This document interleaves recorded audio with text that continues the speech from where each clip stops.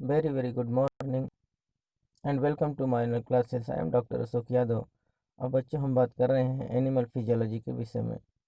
पिछले वीडियोस में बच्चों अभी तक हम लोगों ने डाइजेशन एंड एब्जॉर्प्शंस के अंतर्गत ह्यूमन एलिमेंट्री कैनाल को बहुत अच्छे से पढ़ा बच्चों, जिसमें बच्चों हम लोगों ने एलिमेंट्री कैनाल को निम्नलिखित 5 भागों में डिवाइड करके देखा। जिसमें हमने देखा बच्चों की सबसे पहला पार्ट जो होता है वो बकोफेरेंजियल कैविटी, और दूसरा जो पार्ट होता है बच्चों वो क्या होता है एसोफेगस, जिसको हम फूड पाइप कहते हैं। तीसरा जो इम्पोर्टेंट ऑर्गन्स होता है बच्चों वो स्टमक, चौथा स्मॉल इंटेस्टाइन और पांचवा लार्ज इंटेस्टाइन। इन सब के विषय में हम लोगों ने बहुत बढ़िया इंट्रोडक्टरी क्लासेस के रूप में देखा। साथ ही साथ बच्चों हम लोगों ने जो ह्यूमन एलिमेंट्री कैनाल का जो सबसे पहला पार्ट होता है जिसको हम क्या कहते हैं बच्चों बकोफेरेंजियल कैविटी कहते हैं, उसके विषय में बच्चों हम लोगों ने बहुत अच्छे से पढ़ा। जिसमें हम लोगों ने ये देखा बच्चों कि जो बकोफेरेंजियल कैविटी होता है उसके 2 भाग होते हैं। जो सबसे पहला पार्ट होता है एंटीरियर पार्ट होता है बच्चों, उसको हम क्या कहते हैं ओरल कैविटी कहते हैं या बकल कैविटी कहते हैं। जबकि जो पोस्टीरियर पार्ट होता है बच्चों उसको हम क्या कहते हैं फेरेंजियल रीजन कहते हैं या फेरिंग्स कहते हैं। तो हम लोगों ने बक्कल कैविटी जो होता है बच्चे उसका इंटीरियर पार्ट, उसमें हम लोगों ने हार्ड पैलेट को और सॉफ्ट पैलेट को बहुत अच्छे से पढ़ा। जिसमें हम लोगों ने ये देखा कि हार्ड पैलेट में जो रुगी पाया जाता है बच्चों उसका बहुत इंपॉर्टेंट रोल होता है भोजन को स्लिप होने से बचाने के लिए, और साथ ही साथ वो हमारे टंग का क्या होता है बच्चों एक ब्रुश के रूप में सफाई करता है। साथ ही साथ बच्चों हम लोगों ने जो पोस्टीरियर रीजन में फेरिंग्स को देखा, तो फेरिंग्स में जो निम्नलिखित 3 पार्ट होते हैं बच्चों जिसको हम नेजोफेरिंग्स कहते हैं, ओरोफेरिंग्स या लैरिंजोफेरिंग्स, इनके विषय में भी हम लोगों ने बहुत अच्छे से पढ़ लिया था। साथ ही साथ बच्चों हम लोगों ने टंग के विषय में पढ़ा। टंग के ऊपर पाए जाने वाले जो लिंगुअल पैपिलीज होते हैं, बर्ड्स होते हैं, इनको भी हम बहुत अच्छे से पढ़ लिया। साथ ही साथ बच्चों हम लोगों ने टीथ को पढ़ा कि ह्यूमन बींग्स में किस प्रकार के टीथ पाए जाते हैं। हम लोगों ने ये देखा कि कुछ दांत ऐसे होते हैं जो मोनोफियोडोंट होते हैं, कुछ ऐसे दांत होते हैं जो डाइफियोडोंट होते हैं। साथ ही थीकोडोंट और हेट्रोडोंट के विषय में हम लोगों ने बहुत अच्छे से जान लिया है। ठीक बच्चों, अब आ जाइए बच्चों हम लोगों ने फेरिंग्स के जो तीनों पार्ट हैं जिसको हम नेजोफेरिंग्स कहते हैं, ओरोफेरिंग्स और लैरिंजोफेरिंग्स को पढ़ने के बाद आ जाइए बच्चों हम बात करते हैं कि फेरिंग्स के फंक्शंस क्या होते हैं, what is the main functions of the pharynx. ठीक बच्चों, तो आइए समय ज़ाया न करते हुए हम सीधे आगे बात करते हैं फेरिंग्स के फंक्शन के विषय में। ठीक बच्चों, जैसा कि फेरिंग्स क्या है बच्चों, फेरिंग्स एक ऐसा चौराहा है, एक ऐसा पैसेज है जहाँ से हमारा respiratory system as well as the digestive system दोनों क्या करते हैं बच्चों पास करते हैं। तो फेरिंग्स ही ऐसा जगह है जहाँ से दोनों डिवाइड हो जाते हैं। और फेरिंग्स जो डिवाइड होता है बच्चों हमारा एसोफेगस और ट्रैकिया, उस स्थान को हम क्या कहते हैं बच्चों एक ग्लॉटिस होता है। और ग्लॉटिस के ऊपर एक ढक्कन नुमा जो संरचना होता है जिसको वो ढकता है उसको हम क्या कहते हैं बच्चों एपिग्लॉटिस। वो क्या करता है हमारे ग्लॉटिस रीजन को ढक देता है, जिसकी वजह से जो हमारा एसोफेगस है वो खुल जाता है और हमारे जो फूड के पार्टिकल्स बोलस है बच्चों वो एसोफेगस में आसानी से डिसेंड कर जाता है। ठीक बच्चों, तो वहीं जो फेरिंग्स रीजन होता है वहीं से हमारे दोनों पाइप अलग होते हैं, अर्थात सांस लेने के लिए ट्रैकिया और भोजन करने के लिए एसोफेगस। ट्रैकिया जो होता है बच्चों वो हमारा एंटीरियर रीजन में आगे की ओर ट्रैकिया होता है, पीछे की ओर क्या होता है बच्चों एसोफेगस। तो आइए हम बात करते हैं फंक्शन ऑफ फेरिंग्स के विषय में। serves as a passageway for the food from oral cavity to esophagus. It is very most important बच्चों। ये जो फेरिंग्स है बच्चों ये एक पैसेज वे का काम करता है। किसके लिए बच्चों, भोजन के लिए। ये भोजन के लिए एक पैसेज वे का काम करता है जो भोजन को कहाँ से कहाँ तक पहुँचाता है बच्चों, ओरल कैविटी से लेकर एसोफेगस तक। ठीक बच्चों, अर्थात जो हमारा भोजन हमारे मुख गुहा से ओरल कैविटी से एसोफेगस के द्वारा जाता है, हमारे स्टमक तक पहुंचता है बच्चों, तो ये उसके लिए एक पैसेज वे का काम करता है, एक ओपनिंग का काम करता है, एक रास्ते का काम करता है। तो क्या होता है बच्चों, pharynx serves as a passageway for the food from oral cavity to oesophagus, अर्थात ओरल कैविटी से एसोफेगस तक जो हमारा भोजन जाता है उसके लिए ये पैसेज वे का काम करता है। अर्थात वो वहीं से हमारा भोजन क्या करता है आगे की ओर क्रॉस करता है, आगे की ओर जाता है। ठीक बच्चों, in its wall voluntary muscles present to help swallowing movement. It is very most important बच्चों। जो इसकी दीवारें होती हैं हमारे फेरिंग्स की जो दीवारें होती हैं बच्चों, इनमें पाए जाने वाले जो वॉलंटरी मसल्स होता है ये हमारे भोजन को सॉल्विंग कराने के लिए क्या करता है बच्चों, रिस्पॉन्सिबल होता है। अर्थात जो इसमें सॉल्विंग मूवमेंट होता है वो किसकी वजह से होता है बच्चों, वॉलंटरी मसल्स के द्वारा होता है। तो जो हमारे फेरिंक्स में पाई जाने वाली मांसपेशियां हैं वो कौन सी मांसपेशियां हैं बच्चों, वॉलंटरी मसल्स हैं। और ये वॉलंटरी मसल्स क्या होती हैं, हेल्पफुल होती हैं सॉल्विंग मूवमेंट कराने के लिए। तो जो हमारे भोजन में जो हमारा भोजन आगे की ओर जाता है, जब हम निगलते हैं भोजन बच्चों, तो भोजन निगलने के लिए जो रिस्पॉन्सिबल जो निगलने के लिए हमको हेल्प करता है, उसके लिए जो रिस्पॉन्सिबल मांसपेशी है कौन सी है बच्चों, वॉलंटरी मसल्स, जो कहाँ पाई जाती है, फेरिंक्स में पाई जाती है।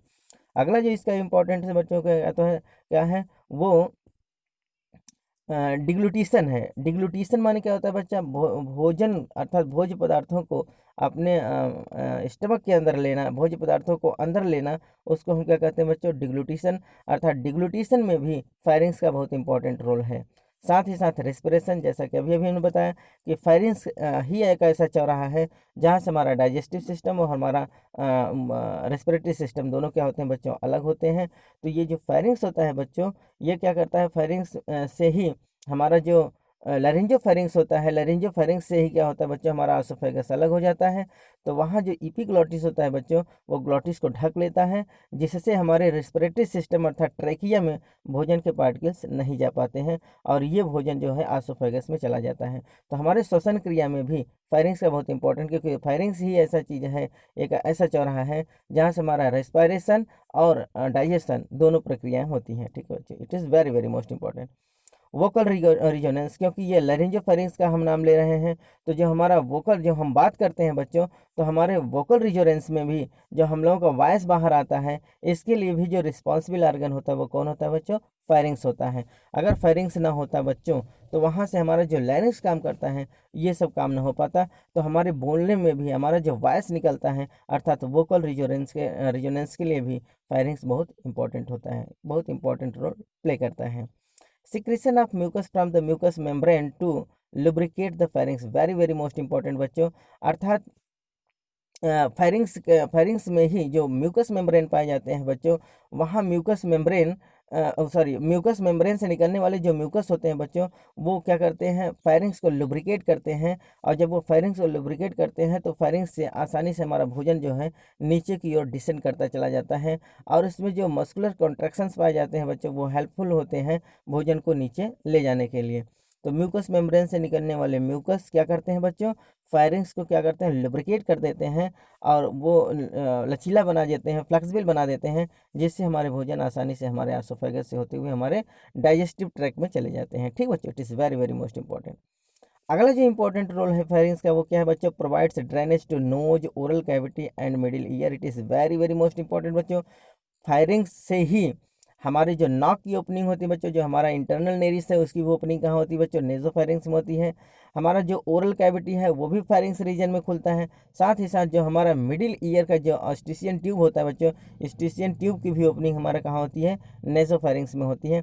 तो इस प्रकार से अगर हम देखें बच्चों, तो इन तीनों ओपनिंग की ड्रेनेज कहाँ होती है, ये भी फेरिंग्स में ही होती है। कभी कभी बच्चों देखिए, जब हम लोगों को सर्दी जुकाम हो जाता है, जैसे हम लोग कोल्ड कॉफ़ी पी लेते हैं या आइसक्रीम ले लेते हैं या फिर किसी प्रकार से हम लोगों को सर्दी जुकाम हो जाता है, तो हमारा कान दर्द करने लगता है। ठीक बच्चों, और साथ ही साथ हम नाक से सांस नहीं ले पाते, फिर हमको मुंह खोल के सांस लेना पड़ता है। इसका मतलब ये स्पष्ट है कि चाहे वो नोज की ओपनिंग हो, चाहे वो ओरल कैविटी की ओपनिंग हो, चाहे वो ईयर स्टिजियन ट्यूब अर्थात ईयर की ओपनिंग हो, सब की ओपनिंग हमारे कहाँ से होती है बच्चों, फायरिंग्स रीजन से होती है, अर्थात फायरेंजियल पार्ट से होती है, जो हमारे बक्कल कैविटी का पोस्टीरियर पार्ट होता है। तो यही यही तीनों ओपनिंग की क्या होती है बच्चों, वो तीनों की ओपनिंग होती है, तीनों ओपनिंग की ड्रेनेज मानी जाती है। किसका किसका, नोज, जो हम लोगों के नाक के नीचे का छिद्र ये पाया जाता है बच्चों, इसका जो इंटरनल जो अंदर की ओपनिंग होती है उसको हम क्या कहते हैं, इंटरनल नेयर्स कहते हैं। और ये जो इंटरनल नेयर्स होता है बच्चों, वो कहाँ होता है, अर्थात वो नेजोफेरिंग्स का पार्ट कहलाता है, नेजोफेरेंजियल पार्ट में होता है।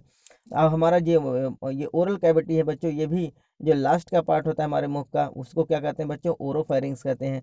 और जो हमारा ये कान का जो ये छिद्र होता है बच्चों, कान का छेद भी हमारे मुख से होकर जाता है, फेरिंग्स पार्ट से होकर जाता है, जिसको हम क्या कहते हैं बच्चों, यूस्टेशियन ट्यूब कहते हैं। तो इन सब तीनों का ड्रेनेज भी कहाँ होता है बच्चों, हमारे फेरेंजियल पार्ट में होता है। फायरिंग्स में होता है। ठीक बच्चों, it is very very most important. आइए बच्चों, अब हम जानते हैं कि एक वॉल्डियर्स रिंग्स होता है। वॉल्डियर रिंग्स किसे कहते हैं? The lymphatic tissue of the pharynx and lymphatic tissue of the oral cavity are arranged in a ring like manner commonly called as the Waldeyer rings. जैसा कि बच्चों आप फिगर में देख रहे होंगे, आप देखिए फिगर में ये जितने भी हैं, ये एडिनोइड्स हैं, ट्यूबल टॉन्सिल्स हैं, पैलेटाइन टॉन्सिल्स हैं और लिंगुअल टॉन्सिल्स हैं। तो ये जितने टॉन्सिल्स होते हैं बच्चों, ये कहाँ पाए जाते हैं? ये हमारे मुख गुहा के अंदर पाए जाते हैं। ये टॉन्सिल्स होते हैं बच्चों, और ये टॉन्सिल्स क्या होते हैं? आपस में मिलकर एक रिंग लाइक स्ट्रक्चर बनाते हैं, और इस रिंग लाइक स्ट्रक्चर को हम क्या कहते हैं बच्चों? वॉल्डियर रिंग्स कहते हैं। तो लिम्फेटिक टिश्यू, और ये होते क्या है बच्चों? ये जो टॉन्सिल्स हैं ये क्या है? एक प्रकार के लिम्फेटिक टिश्यू हैं। हमारे इम्यूनिटी सिस्टम को बढ़ाने, हमारे इम्यूनिटी सिस्टम के लिए रिस्पॉन्सिबल ये टिश्यूज़ हैं बच्चों, जो हमारे लिए क्या है बच्चों?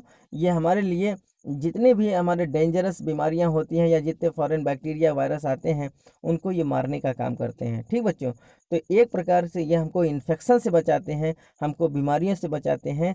तो ये जो क्या है बच्चों? ये लिम्फेटिक टिश्यूज़ होते हैं, जो कहाँ पाए जाते हैं? हमारे मुख गुहा में चारों तरफ से क्या होते हैं बच्चों? ये गैदरिंग किए रहते हैं, घेरे रहते हैं, और ये सब आपस में मिलकर एक रिंग लाइक स्ट्रक्चर बनाते हैं, जिसको हम क्या कहते हैं बच्चों? वॉल्डियर रिंग्स कहते हैं। तो lymphatic tissue of the firings, firings के जितने भी लिम्फेटिक टिश्यूज़ हैं, साथ ही साथ ओरल कैविटी के जितने भी लिम्फेटिक टिश्यूज़ हैं, ये सब आपस में मिलकर एक रिंग जैसी संरचना बनाते हैं, रिंग लाइक मैनर बनाते हैं, जिसको हम क्या कहते हैं बच्चों?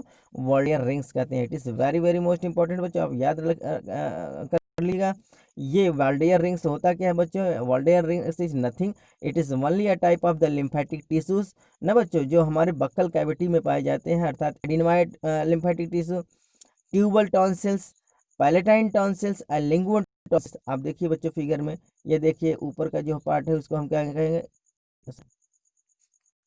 ये जो ऊपर का पार्ट है इसको एडिनोइड टॉन्सिल्स, ये देखिए ट्यूबल टॉन्सिल्स, ये जो हमारा है पायलट के पास, अर्थात ये पैलेटाइन टॉन्सिल कहलाता है, और ये जीभ के ऊपर का जो टॉन्सिल होता है बच्चों, उसको हम लिंगुअल टॉन्सिल्स कहते हैं। इस प्रकार से अगर हम सबको मिला दें तो ये सब क्या होते हैं बच्चों? एक रिंग लाइक स्ट्रक्चर बना लेते हैं, और इसे रिंग लाइक स्ट्रक्चर को हम क्या कहते हैं बच्चों? वॉल्डियर रिंग्स कहते हैं। और ये वॉल्डियर रिंग्स का क्या इंपॉर्टेंस है बच्चों? ये क्या है? ये लिम्फेटिक टिश्यूज़ हैं, इनसे निकलने वाले जितने भी हमारे एंटीबॉडीज़ होते हैं बच्चों, वो क्या करते हैं बच्चों? वो हमारे लिए प्रतिरक्षा प्रदान करते हैं, हमारे इम्यूनिटी पावर को बढ़ाते हैं। तो ऑल दीज प्रोड्यूस इम्यूनोग्लोबिन ए, अर्थात इनसे किस चीज़ का सिक्रेशन होता है बच्चों? इम्यूनोग्लोबिन ए, IgA जिसको हम कहते हैं बच्चों। IgA का जो फॉर्मेशन होता है वो कहाँ से होता है बच्चों? इस लिम्फेटिक टिश्यूज से होता है, अर्थात जो ये वॉल्डियर रिंग्स बन रहा है, इसी वॉल्डियर रिंग्स से क्या होता है? IgA का फॉर्मेशन होता है, IgA का सिक्रेशन होता है, जो हमारे लिए इन्फेक्शन से दूर करता है, अर्थात हमको कोई बीमारी नहीं होने पाती है, हमारा कोई इन्फेक्शन नहीं होने पाता है। ये हमको क्या करते हैं बच्चों? हमारे बक्कल कैविटी को साफ करते हैं। इसलिए हमने कहा कि जितने भी वायरस बैक्टीरिया हमारे मुख के अंदर आते हैं बच्चों, तो सबसे पहले क्या होता है? वो हमारे ओरल कैविटी में ही मारे जाते हैं, क्योंकि हमारे मुख के अंदर जो सलाइवा है, साथ ही साथ हमारे जो ये वॉल्डियर रिंग्स हैं, इनसे निकलने वाले जो IgA हैं बच्चों, ये हमको क्या करते हैं बच्चों? प्रतिरक्षा प्रदान करते हैं, इम्यूनिटी पावर मेंटेन कराते हैं। ठीक बच्चों, तो ये इनका बहुत इंपॉर्टेंट रोल है। आप इसको रिमार्क कर लेंगे कि what is the Waldeyer rings. Waldeyer rings क्या बच्चों? It is a type of the collection या the lymphatic tissues of the pharynx as well as the lymphatic tissues of the oral cavity are arrange together to form a ring like manner which is commonly known as the Waldeyer rings. ठीक बच्चों, उसको हम क्या कहते हैं? वॉल्डियर rings कहते हैं। आइए बच्चों, अब हम यहाँ देखिए यहाँ स्पष्ट रूप से दिखाया गया कि वॉल्डियर रिंग्स का जो लोकेशन है बच्चों, आप देखिए सबसे ऊपर जो होता है ये क्या है? ये फेरेंजियल टॉन्सिल्स है। इधर आप देखेंगे ये ट्यूबल टॉन्सिल जो दोनों आइदर साइड में पाया जा रहा है, इधर पैलेटाइन टॉन्सिल ये भी दोनों साइड में आइदर साइड में पाए जाते हैं, और नीचे की ओर जो लिंगुअल टॉन्सिल्स होता है बच्चों, ये सब मिलकर क्या करते हैं? एक रिंग लाइक मैनर बनाते हैं, रिंग लाइक स्ट्रक्चर बनाते हैं, जिसको हम क्या कहते हैं बच्चों? वॉल्डियर रिंग्स कहते हैं। ठीक बच्चों, तो वॉल्डियर रिंग्स क्या है बच्चों? It is an interrupted circle of protective lymphatic tissue at the upper end of the respiratory and alimentary canal। ठीक है बच्चों, ये क्या होता है? एक प्रकार का ये लिम्फॉइड टिश्यूज़ होते हैं, अर्थात ये adenoid lymphoid tissues as well as the lingual tissues, palatine tissues, tubal lymphoid tissues, ये सब आपस में मिलकर क्या बच्चे बनाते हैं बच्चों, एक प्रकार का रिंग बनाते हैं, और वही क्या कहलाता है बच्चों, वॉल्डियर रिंग्स कहलाता है। आप यहाँ देखिए, ये भी है फेरेंजियल टॉन्सिल, जिसको हम एडिनॉइड लिम्फोइड टिश्यूज भी कहते हैं। ये देखिए ट्यूबल टॉन्सिल्स है, ये पैलेटाइन टॉन्सिल्स है, ये लिंगुअल टॉन्सिल्स, ये दोनों साइड में पैलेटाइन या ट्यूबल टॉन्सिल, क्योंकि ये आइदर साइड में पाए जाते हैं। ट्यूबल टॉन्सिल्स और पैलेटाइन टॉन्सिल्स आइदर साइड में पाए जाते हैं, अर्थात दोनों साइड में पाए जाते हैं बच्चों। साथ ही साथ नीचे पाए जाने वाले जो हमारे जीभ पर खुलता है उसे लिंगुअल टॉन्सिल्स कहते हैं। और ये जो हमारा फेरेंजियल पार्ट पर खुल रहा है उसको हम क्या कहते हैं बच्चों, अर्थात ये फेरेंजियल टॉन्सिल्स, जिसे हम एडिनॉइड लिम्फोइड टिश्यूज भी कहते हैं। ये सब आपस में मिलकर क्या करते हैं बच्चों, अर्थात ये सब आपस में मिलकर एक रिंग लाइक मैनर बनाते हैं, जिसको हम क्या कहते हैं बच्चों, इनको क्या कहते हैं, वॉल्डियर रिंग्स कहते हैं। और ये वॉल्डियर रिंग्स जो होते हैं बच्चों, ये बहुत अच्छे हमारे लिए इम्यूनिटी सिस्टम का काम करते हैं। ये हमारे लिए जो इन्फेक्शंस होते हैं, फॉरेन से आए वाले बैक्टीरिया वायरस को क्या करते हैं बच्चों, मार डालते हैं, जिससे हम बीमारी से दूर हो जाते हैं, हमको बीमारी नहीं होने पाती है। ठीक बच्चों, it is very very most important. तो अब आगे देखते हैं बच्चों, ये जो टॉन्सिल्स होते हैं बच्चों, ये टॉन्सिल्स जैसा कि मैंने अभी मुझे बताया कि जो हमारे मुख के अंदर, हमारे ओरल कैविटी के अंदर जो टॉन्सिल्स पाए जाते हैं बच्चों, नॉर्मल रूप में टॉन्सिल्स इस प्रकार से दिखते हैं बच्चों, जैसा कि आपको फिगर में दिखाई दे रहा है। आप इसको बड़ा कर इनलार्ज कर लीजिए, सॉरी, ये देखिए बच्चों, ये जो वॉल्डियर रिंग्स हैं ये इस प्रकार से दिखते हैं। सॉरी, ये वॉल्डियर, वो सॉरी, ये नॉर्मल जो टॉन्सिल्स हैं वो देखिए, ये आपको ये टॉन्सिल्स जो दिख रहे हैं ये टॉन्सिल हैं। ये नॉर्मल रूप से टॉन्सिल्स ऐसे दिखते हैं, लेकिन ये देखिए ऊपर सॉफ्ट पैलेट है, नीचे टंग है। तो नॉर्मल ढंग से ये टॉन्सिल्स पर इस प्रकार से दिखते हैं। अगर आप अगर ये देखेंगे कि जो इनमें इन्फ्लेमेशन के रूप में दिखते हैं, अर्थात जब ये सूज जाते हैं, जब ये फूल जाते हैं, इन्फ्लेमेशन हो जाता है इनका, तो वो इस प्रकार से दिखते हैं। ये बड़े हो जाते हैं बच्चों, इनका साइज क्या होता है, बड़ा हो जाता है, इनमें पस फॉर्मेशन होने लगता है, मवाद बनने लगता है। और इस प्रकार से जो टॉन्सिल बड़ा हो जाता है, इस बीमारी को हम टॉन्सिलाइटिस कहते हैं। क्या कहते हैं बच्चों, टॉन्सिलाइटिस कहते हैं। जब कभी किसी को गर्दन में खराश आए तो देखिए, जब कभी डॉक्टर के पास कोई जाता है तो डॉक्टर कहता है मुंह खोलिए, और मुंह खोलने के बाद जब वो देखता है तो वो टॉन्सिल में अगर इन्फ्लेमेशन दिखाई देता है तो वो बताता है कि आपको टॉन्सिलाइटिस हो गया है, टॉन्सिल बढ़ गया है। ठीक बच्चों, कभी कभी क्या होता है, जो इसमें पाए जाने वाले जो पस है, पस सूख जाते हैं और फिर वो हार्ड रूप में निकलते हैं।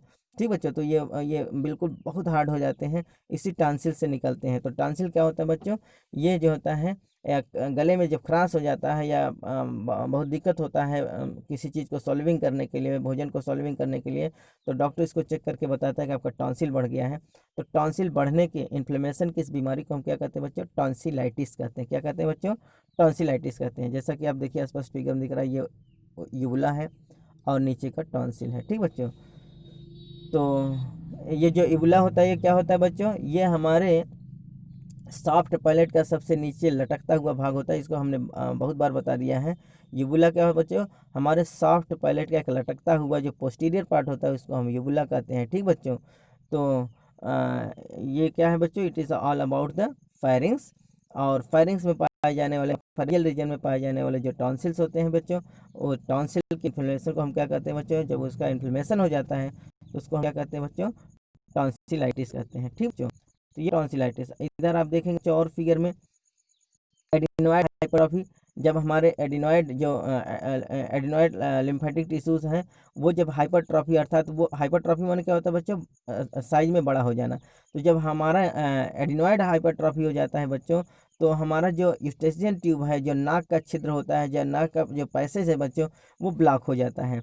तो फिर क्या होता है, हमको सांस लेने में प्रॉब्लम होती है। जब कभी बच्चों हमको सर्दी जुकाम हो जाए तो उस समय क्या होता है, अगर हमको सर्दी जुकाम जैसा एहसास हो और हमारे मुंह में सांस लेने के लिए, अगर हमको सांस लेने में प्रॉब्लम हो रहा हो, तो ये समझना चाहिए कि एडिनॉइड लिम्फेटिक टिश्यूज जो है वो क्या हो गए बच्चों, इनलार्ज हो गए हैं, बड़े हो गए हैं, हाइपरट्रॉफी हो गया है, जिसकी वजह से जो यूस्टेशियन ट्यूब है बच्चों वो क्या होता है, ब्लॉक हो जाता है। और फिर हमको सांस लेने में, नाक से सांस लेने में प्रॉब्लम होती है, फिर हमको मुंह खोल के सांस लेना पड़ता है। ठीक बच्चों, तो एडिनॉइड हाइपरट्रॉफी में क्या होता है, हमारा जो यूस्टेशियन ट्यूब है, जो हमारे बक्कल कैविटी में, हमारे जो फेरिंग्स रीजन में पाया जाता था बच्चों, क्या अभी अभी मैंने बताया, ये यूस्टेशियन ट्यूब जो हमारा ईयर कान होता है बच्चों, कान की भी ओपनिंग कहाँ से होती है, हमारे मुख से होती है।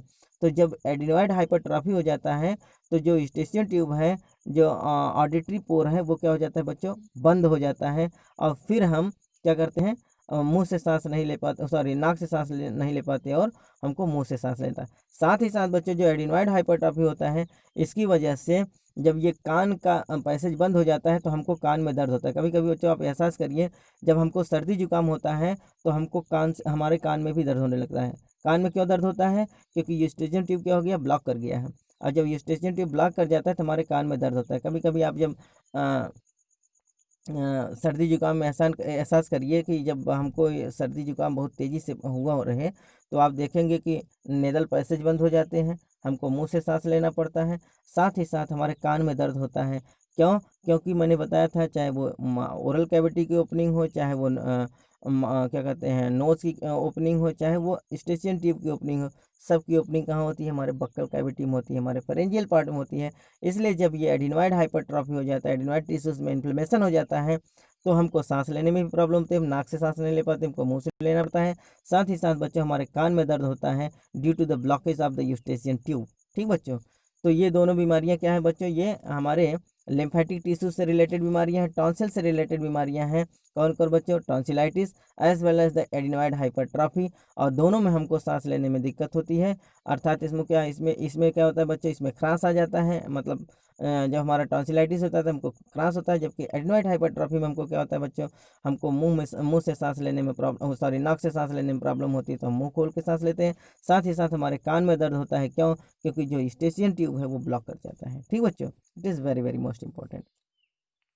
आइए बच्चों, अभी तक हम लोगों ने फायरिंग्स के विषय में बहुत अच्छे से देखा, जिसमें फायरिंग्स के तीनों पार्ट को, अर्थात हम नेज़ोफायरिंग्स, ओरोफायरिंग्स और लैरिंजियल फायरिंग्स को बहुत अच्छे से पढ़ लिया। साथ ही साथ बच्चों हमने हार्ड पैलेट, सॉफ्ट पैलेट को बहुत अच्छे से पढ़ा, टंग को बहुत अच्छे से पढ़ा और टीथ को भी हम लोगों ने बहुत अच्छे से पढ़ लिया। तो हमारा जो एलिमेंट्री कैनाल का पहला पार्ट है बच्चों, जिसको हम क्या कहते हैं बच्चों? Buccopharyngeal cavity. तो बक्कोफेरेंजियल कैविटी के विषय में हम लोगों ने बहुत अच्छे से पढ़ लिया। बच्चों आप सिक्वेंसली अगर पढ़ेंगे एलिमेंट्री कैनाल के पांचों पार्ट को, तो अभी हम लोगों ने पहला पार्ट समाप्त किया है। पहला पार्ट कौन था बच्चों? Buccopharyngeal cavity. अब हम आएंगे दूसरे पार्ट पर। तो दूसरा पार्ट अपने माइंड में आप एक बार से सोचिए कि हम लोगों ने दूसरे पार्ट के विषय में किसके विषय में बात किया था? एसोफेगस के विषय में। अब एसोफेगस के बाद जो तीसरा पार्ट होगा बच्चों वो कौन होगा? स्टमक। चौथा पार्ट क्या होगा बच्चों? Small intestine. और पांचवा पार्ट क्या होगा? Large intestine. तो आइए हम अब दूसरे पार्ट के विषय में बात करते हैं, जिसको हम एसोफेगस कहते हैं। It is 25 centimeter long, narrow muscular straight tube lined by the stratified squamous epithelium containing mucous gland, which is very very most important बच्चों। ये जो एसोफेगस होता है ये 25 सेंटीमीटर लंबा, नैरो माने सकरा, एक मस्कुलर स्ट्रेट ट्यूब होता है, मांसपेशी का बना हुआ एक स्ट्रेट, एक सीधा ट्यूब होता है, जो किससे लाइंड होता है बच्चों? स्ट्रेटिफाइड स्क्वेमस एपिथेलियम से क्या होता है बच्चों? ये लाइंड होता है।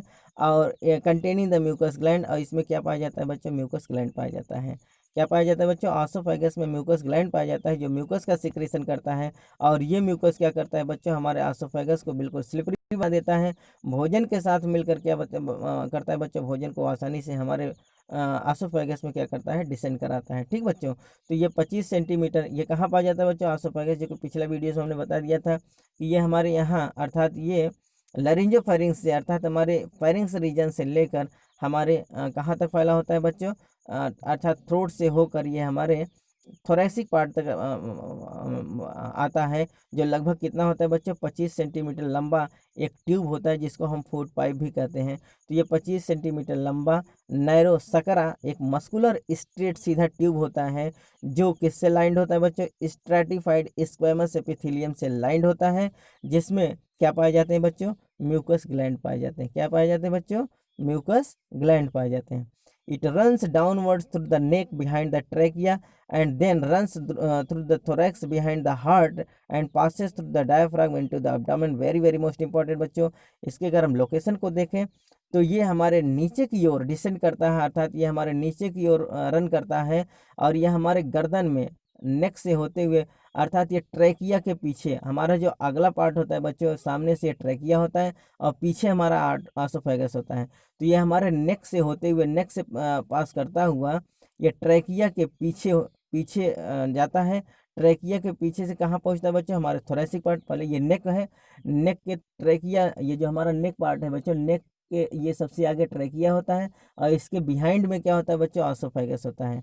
तो ये डाउनवर्ड नीचे की ओर रन करता हुआ बच्चों नेक रीजन से होकर ट्रैकिया के पीछे से होकर ये थोरेसिक पार्ट में पहुंचता है। और थोरेसिक पार्ट में ये हार्ट के बिहाइंड होता है बच्चों, हमारे हृदय, जो हमारा हृदय होता है उसके पीछे से गुजरता हुआ ये डायाफ्राम से होकर एब्डोमेन में जाता है। ठीक बच्चों, जो हमारा एब्डोमेन होता है, ये जो हमारा पेट वाला रीजन होता है बच्चों, एब्डोमेन में किधर से जाता है, हमारे नेक वाले रीजन में, ये ट्रैकिया से पीछे होते हुए फिर थोरेसिक रीजन में आता है।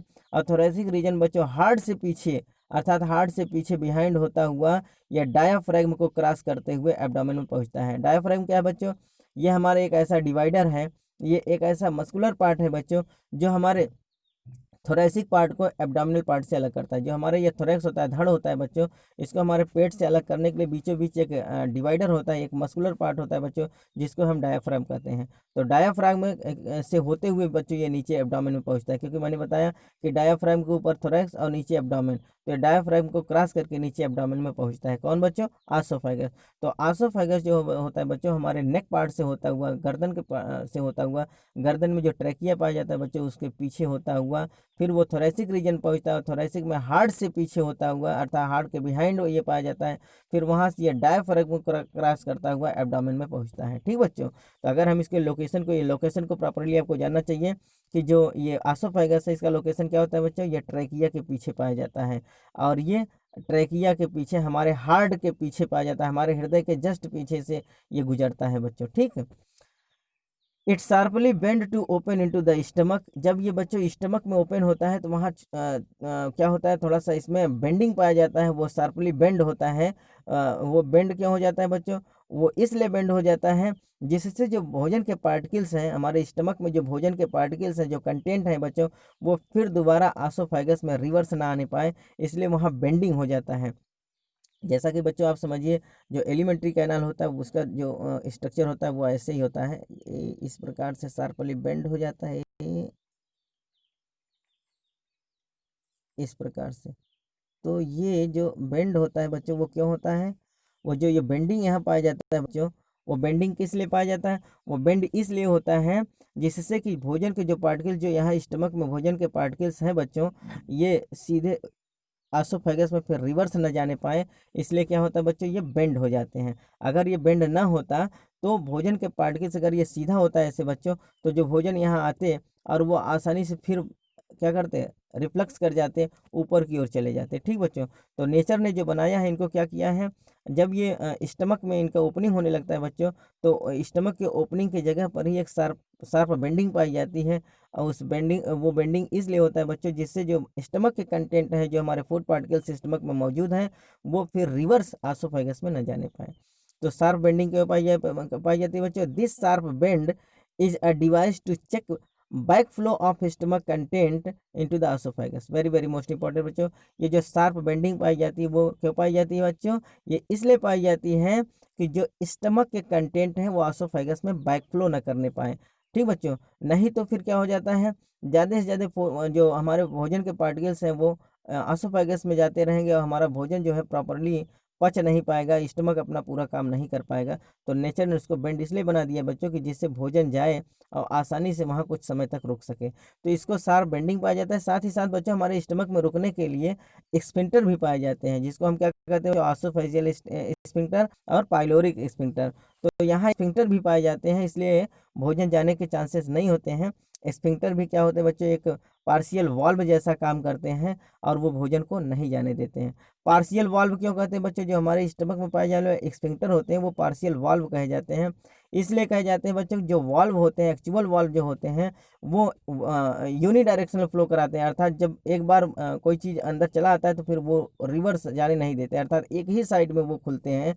जबकि ये जो आसोफेगस है बच्चों, सॉरी, ये स्टमक के जो स्फिंक्टर होते हैं जिसको हम आसोफेजियल स्फिंक्टर कहते हैं और पाइलोरिक स्फिंक्टर कहते हैं बच्चों, ये दोनों साइड में फ्लो कराते हैं। क्योंकि जब हम भोजन कर लेते हैं और कभी कभी जब हमारे शरीर में, हमारे पेट में भोजन की मात्रा ज़्यादा हो जाती है या ठीक से पच नहीं पाता है, तो रिगर्गिटेशन होता है और हमारा जो भोजन है बच्चों वो बैक फ्लो कर जाता है, हमारे मुंह तक आ जाता है, जिसमें खट्टी डकारें आती हैं।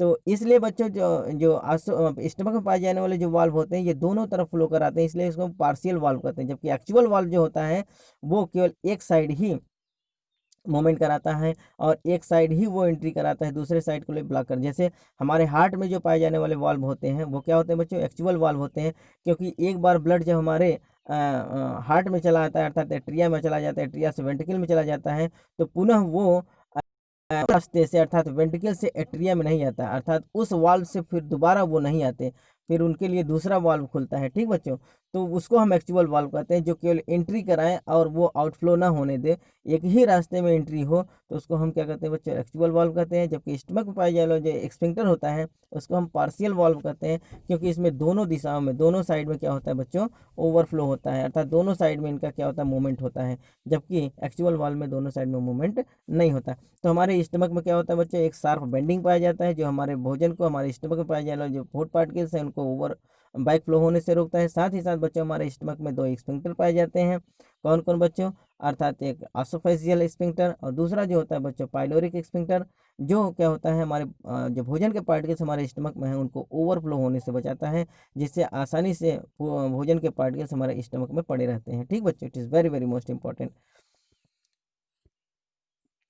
Longitudinal fold keep its cavity almost closed except during swallowing of the food. Very very most important बच्चों, जो हमारा आसोफेगस होता है बच्चों, इसमें लॉन्गिट्यूडनल फोल्ड्स पाए जाते हैं। और ये लॉन्गिट्यूडनल फोल्ड्स क्या, इसकी कैविटी जो आसोफेजियल कैविटी है बच्चों, जैसा कि आप फिगर में देखेंगे, ये आसोफेजियल कैविटी जो है इसके अंदर ये आसोफेगस दिखाई दे रहा है। ये आसोफेजियल कैविटी जो है बच्चों, इनके अंदर क्या पाया जाता है, एक लॉन्गिट्यूडनल फोल्ड्स पाई जाती है। और ये लॉन्गिट्यूडनल फोल्ड्स हर समय क्या करते हैं बच्चों, ये क्लोज्ड रहते हैं। इस प्रकार से अगर हम ये देखें बच्चों, तो जैसे ये है जो हमारे ये आसोफेगस के अंदर इस प्रकार से, जैसे हमारा आसोफेगस है बच्चों, ये ऐसे क्लोज रहा है। जब भोजन हमारे आसोफेगस में आता है तो ऐसे खुल जाता है। ठीक बच्चों, तो ये ऐसे क्लोज रहता है। इसकी वजह से क्लोज रहता है बच्चों, लॉन्गिट्यूडनल फोल्ड्स पाए जाते हैं, जो उस जो ट्यूब है, आसोफेगस ट्यूब है, उसको बंद किए रहते हैं। और जैसे ही हमारा भोजन का पार्टिकल आता है बच्चों, वो ऐसे खुल जाते हैं, फिर ऐसे बंद हो जाते हैं। ठीक बच्चों, इस प्रकार से ये बंद रहते हैं। क्यों बंद रहते हैं बच्चों, वो इसलिए बंद रहते हैं कि जिससे जो हम लोग जो भोजन करते हैं तो यहाँ कुछ एयर भी अंदर चले जाते हैं, तो एयर को अंदर जाने से रोकने के लिए बच्चों इनमें क्या पाए जाते हैं, लॉन्गिट्यूडनल फोल्ड्स पाए जाते हैं। तो longitudinal folds keep its cavity almost closed accept during the solving of the food. ये हर समय क्या होते हैं बच्चों, लॉन्गिट्यूडनल फोल्ड इनको बंद किए रहते हैं, इनके कैविटी को बंद किए रहते हैं। ये केवल कब खुलते हैं बच्चों, during the solving of the food, जब भोजन को हम अंदर लेते हैं, जब भोजन को हम निगलते हैं, तभी वो ट्यूब क्या होता है बच्चों, खुलता है। नहीं तो वो हर समय के लिए बंद रहते हैं। अब वो बंद करने का काम कौन करते हैं, जो लॉन्गिट्यूडनल फोल्ड्स पाए जाते हैं वो हमारे आसोफेजियल कैविटी को क्या किए रहते हैं, बंद किए रहते हैं। और वो कब खुलते हैं, during the solving of the food, जब हम भोजन को निगलते हैं तब ये ऐसे खुल जाते हैं। ठीक बच्चों, इसीलिए बच्चों जो ट्रैकिया सॉरी एसोफेगस होता है, उनमें जो होता है उसमें कंट्रैक्शंस पाया जाता है, जिसको हम मस्कुलर कंट्रैक्शन कहते हैं। और ये क्या होता है बच्चों, it is the alternative contraction, जिसमें क्या होता है बच्चों, उसमें कॉन्ट्रैक्शन और रिलैक्सेशन होता है। तो जो हमारा भोजन, जो हमारा बोलस, जो हमारे कौर होते हैं, जो भोजन हम करते हैं बच्चों, जब वो नीचे की ओर डिसेंड करते हैं तो जो ऊपर से क्या होते हैं बच्चों, वो कॉन्ट्रैक्ट होते हैं और नीचे रिलैक्स होते हैं। ठीक बच्चों, ऊपर से सर ये जो पार्ट है बच्चों, यहाँ ऊपर से इनमें कंट्रैक्शन होता है, ये सिकुड़ते हैं और आगे की ओर ये रिलैक्स करते हैं, जिससे भोजन आसानी से नीचे की ओर धकेलता चला जाता है। ठीक बच्चों, तो इनमें जो एक अल्टरनेटिव कॉन्ट्रैक्शन रिलैक्सेशन होता है, जिसको हम पेरिस्टाल्सिस मूवमेंट कहते हैं बच्चों, तो ये पेरिस्टाल्सिस मूवमेंट हमारे एसोफेगस में पाया जाता है। और वो क्यों पाया जाता है बच्चों, due to the presence of the longitudinal folds. ये जो लॉन्गिट्यूडनल फोल्ड्स होते हैं बच्चों, ये हर समय हमारे कैविटी को बंद किए रहते हैं। जैसे ही बोलस हमारे मुंह के अंदर आता है, हमारे एसोफेगस के अंदर आता है, तो वो क्या करते हैं बच्चों, उसका पोस्टीरियर भाग कॉन्ट्रैक्ट होता चला जाता है और एंटीरियर भाग जो होता है वो रिलैक्स होता चला जाता है, और भोजन आसानी से क्या होता है बच्चों, नीचे की ओर डिसेंड कर जाता है। ठीक बच्चों, ये कोई ऐसा पाइप नहीं बच्चों, अगर हम ये देखें कि तो हम लोगों का एसोफेगस एक ऐसा पाइप नहीं है कि भोजन हम खाएं और धम्म से जाकर स्टमक में गिरे, ऐसा नहीं बच्चों। वो क्या है, बिल्कुल रबर जैसा होता है, जैसे कोई रबर हो, बहुत सकरा हो, उसमें कोई पार्टिकल्स डालिए तो बिल्कुल क्या होता है, टाइट टाइट जाता है। तो इसी प्रकार से हमारा एसोफेगस में होता है, भोजन के जो कौर जाते हैं बच्चों, वो बिल्कुल क्या होते हैं, ऐसे बिल्कुल कॉन्ट्रैक्ट होकर जाते हैं, बिल्कुल दबे हुए जाते हैं। और इनमें क्योंकि ये फ्लेक्सिबल होता है, और बोलस के इसमें जो म्यूकस पाए जाते हैं, ये भोजन को हमारे मुलायम नम बना देते हैं, लुब्रिकेट कर देते हैं, जिससे आसानी से वो डिसेंड होते चले जाते हैं। लेकिन ऐसा नहीं बच्चों, ये हमारा ऐसा पाइप है जो बिल्कुल ओपन है और धम्म से कोई फूड पार्टिकल्स जाके गिर, ऐसा कुछ नहीं है। ये क्या होता है बच्चों, बिल्कुल सकरा एक नैरो पार्टिकल, नैरो ट्यूब है, जिसमें हमारे जब भोजन के पार्टिकल्स जाते हैं तो लॉन्गिट्यूडनल फोल्ड क्या करते हैं, इनको खोल देते हैं, और जब भोजन के पार्टिकल नहीं जाते हैं तो वो क्या कर देते हैं, बंद किए रहते हैं। और ये क्यों होता है बच्चों, नेचर ने इसको बनाया वो इसलिए होता है कि अगर ये खुला हुआ ट्यूब रहेगा तो हमारा जो एयर है वो हमारे स्टमक के अंदर चला जाएगा, और स्टमक प्रॉपरली काम नहीं कर पाएगा, क्योंकि वो क्या हो जाएगा, एयर पहुंच जाएगा। तो एयर नहीं जाना चाहिए बच्चों, नेचर ने इस प्रकार से व्यवस्था किया है।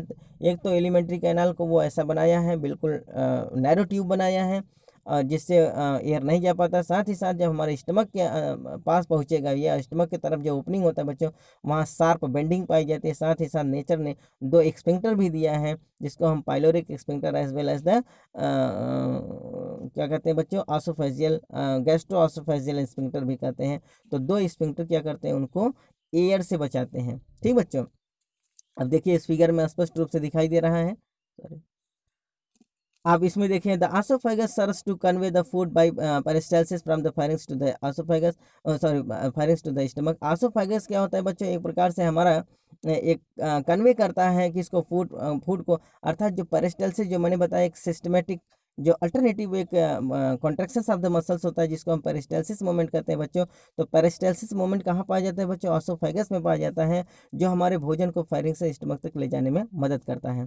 तो जो हमारा फूड जो हम भोजन करते हैं बच्चों, हमारे आसोफेगस से होकर स्टमक में जाता है। तो आसोफेगस में किसी प्रकार का डाइजेशन नहीं होता है बच्चों, यहाँ केवल क्या होता है, ये केवल एक फूड पाइप है जो हमारे भोजन को हमारे फेरिंजियल पार्ट से, हमारे बक्कल कैविटी से ले जाकर कहाँ पहुँचाता है, स्टमक में पहुँचाता है। तो oesophagus serves to convey the food by the peristalsis from the pharynx to the stomach. ये पेरिस्टाल्सिस मूवमेंट द्वारा, अर्थात जैसे अल्टरनेटिव कॉन्ट्रैक्शन रिलैक्सेशंस के द्वारा हमारे फूड पार्टिकल्स को कहाँ से कहाँ तक ले जाता है बच्चों, फेरिंजियल पार्ट से, फेरिंग से ले जाकर स्टमक तक पहुंचाता है। जैसा कि बच्चों आप फिगर में देखिए, जैसा कि मैंने अभी बताया कि ये जो भोजन के पार्टिकल्स होते हैं, एक मिनट मैं इनर्ट कर रहा हूँ। देखिए बच्चों, ये जो कॉर होते हैं, देखिए ये बोलस है, ये जब हमारे आसोफेगस में अंदर की ओर आता है बच्चों, तो ऊपर ये कंट्रैक्ट हो जाते हैं, सिकुड़ जाते हैं, और नीचे ये क्या हो जाते हैं बच्चों, रिलैक्स कर जाते हैं, अर्थात ये फैल जाते हैं। तो हमारा कॉर आगे की ओर बढ़ता चला जाता है। जैसे ही कॉर आगे बढ़ेगा बच्चों, ऊपर से कॉन्ट्रैक्शन, नीचे रिलैक्सेशन, और वो धक्का देता चला जाता है। और ये जो धक्का मिलता है, जो इनको एक मोमेंट मिलता है, उस मोमेंट को हम क्या कहते हैं बच्चों, पेरिस्टाल्सिस मोमेंट। और पेरिस्टाल्सिस मोमेंट कहते किसे हैं, अर्थात ये जो alternative contraction relaxation of the muscles है, उसी को हम क्या कहते हैं बच्चों, उसी को हम पेरिस्टाल्सिस मोमेंट कहते हैं। अर्थात पीछे से सिकुड़ना, आगे से फैलना, और ये जब सिकुड़ते फैलते हैं बच्चों, इसी की वजह से हमारे बोलस को एक मोमेंट मिल जाता है, एक गति मिल जाता है। जैसे देखिए यहाँ आ रहे हैं, तो ये जो हमारे भोजन को एक गति मिल रहा है, ये तीर से दिखाया गया है, ये किसकी वजह से बच्चों, ये अल्टरनेटिव कंट्रैक्शन और रिलैक्सेशन ऑफ द मसल्स, जो मांसपेशियां वहाँ पाई जाती हैं, जिसको हम वॉलंटरी मसल्स कहते हैं बच्चों, इनके द्वारा क्या होता है बच्चों, ये कॉन्ट्रैक्ट होते हैं, रिलैक्स होते हैं, और ये फिर नीचे डिसेंड होते चले जाते हैं। ये देखिए बोलस दिखाया गया है, और ये आसानी से हमारे स्टमक तक पहुँच जाते हैं। तो alternative contraction relaxation of the muscles is also known as the peristalsis moment. ये पेरिस्टाल्सिस मोमेंट कोई दूसरा नहीं है बच्चों, यही है जो मांसपेशियों का कॉन्ट्रैक्शंस होता है, रिलैक्सेशंस होता है, जिसकी वजह से हमारा भोजन आगे की ओर मूवमेंट करता है, उसी को हम क्या कहते हैं बच्चों, पेरिस्टाल्सिस मूवमेंट कहते हैं।